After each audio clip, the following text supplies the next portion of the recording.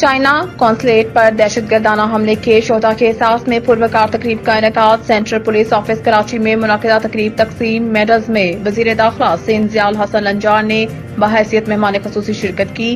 تقریب تقسیم medals China consulate پر 23 نومبر 2018 کو ہونے والے حملے کے شہدا پولیس کے احساس میں کیا گیا۔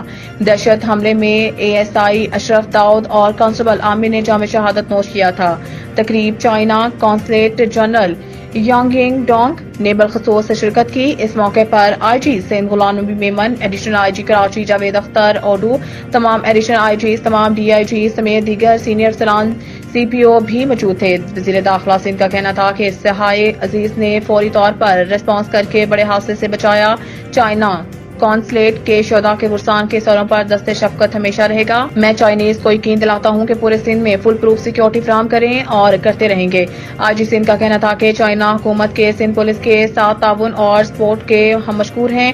انہی شہدا کی وجہ سے آج ہم سرخرو ہیں۔ شہدائے سندھ پولیس ہمارے ہیروز ہیں۔ چائنیز قونصل جنرل نے تقریب سے خطاب کرتے ہوئے کہا ہے کہ ہمارے لیے سندھ پولیس کی جانب سے اختیار کردہ سیکیورٹی اقدامات باعث اطمینان ہے۔